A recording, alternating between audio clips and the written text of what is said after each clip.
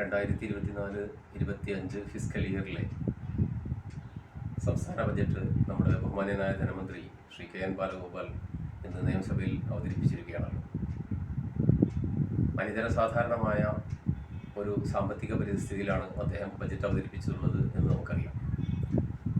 കേന്ദ്രം യഥാർത്ഥത്തിൽ ഒരു സംസ്ഥാനത്തോട്, ഫെഡറൽ സംവിധാനത്തിലുള്ള ഒരു സംസ്ഥാനത്തോട് പെരുമാറുന്നതിൻ്റെ വളരെ മോശമായ ഒരു രീതിയാണ് ഇപ്പോൾ കേന്ദ്രം അവലംബിച്ചിട്ടുള്ളതെന്ന് നമുക്കറിയാം. അതുകൊണ്ട് തന്നെ സംസ്ഥാനത്തിന് കിട്ടേണ്ടതായ അവകാശങ്ങൾ കിട്ടാതെ പോകുന്നു. മറ്റ് സംസ്ഥാനങ്ങൾക്ക് വാരിക്കോരി കൊടുക്കുമ്പോഴും കേരളത്തെ പരിപൂർണമായിട്ടും നെഗ്ലക്റ്റ് ചെയ്യുന്നൊരവസ്ഥയിലേക്ക് കേന്ദ്രം മാറിയിട്ടുണ്ട്. പക്ഷേ ഈ സാഹചര്യത്തിലാണെങ്കിൽ പോലും നാം ഇതിനെ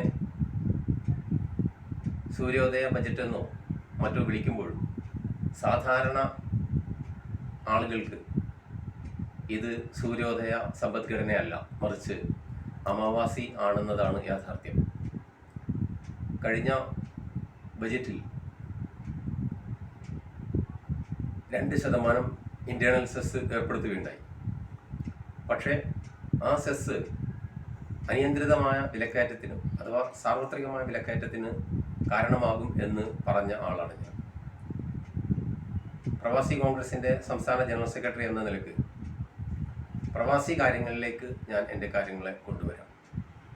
കഴിഞ്ഞ വർഷം 116.5 കോടി രൂപയായിരുന്നു ബജറ്റിൽ നീക്കിവെച്ചത്. ഇന്നതൊരല്പം കൂടിയിട്ടുണ്ടെന്നൊരു വാസ്തവമാണ്. പക്ഷേ എങ്കിൽ പോലും കോൺട്രിബ്യൂട്ടറി പെൻഷനായ പ്രവാസി പെൻഷൻ ചുരുങ്ങിയത് 5000 രൂപയെങ്കിലും ആക്കി വർദ്ധിപ്പിക്കേണ്ടതായിരുന്നു. അതുണ്ടായില്ല.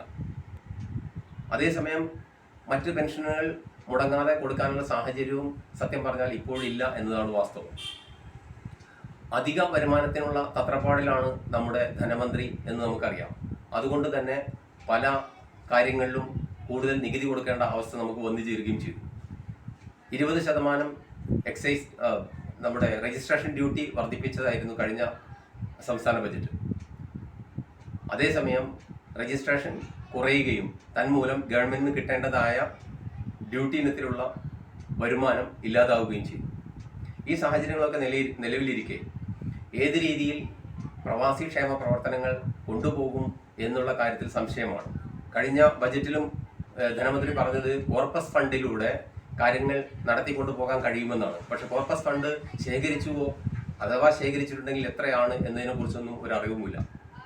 അതേസമയം ഈ വളരെ ദുഷ്കരമായ സാമ്പത്തിക സാഹചര്യത്തിലും മേക്ക് ഇൻ കേരള പോലുള്ള പദ്ധതികൾ, അതേപോലെ തന്നെ ഹയർ എഡ്യൂക്കേഷൻ്റെ ഹബ്ബാക്കി മാറ്റുന്ന ഒരു പദ്ധതി, ലൈഫ് മിഷനിലടക്കം അല്ലെങ്കിൽ പുതിയ മെട്രോ കൊണ്ടുവരുന്നതിനുള്ള പദ്ധതി, അടിസ്ഥാന സൗകര്യ വികസനം, ഇതിലെല്ലാം വളരെയധികം ഊന്നൽ കൊടുക്കുന്നുണ്ട് എന്നത് ശുഭോദർക്കിതമാണ്.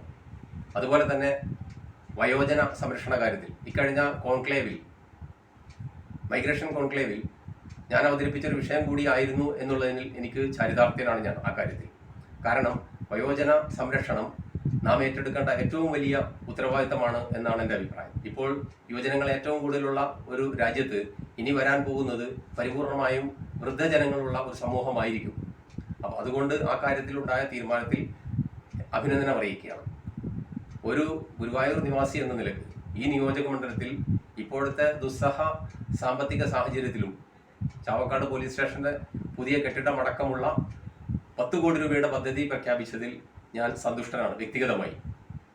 ഇത്രമാത്രമാണ് എനിക്ക് പറയാനുള്ളത്.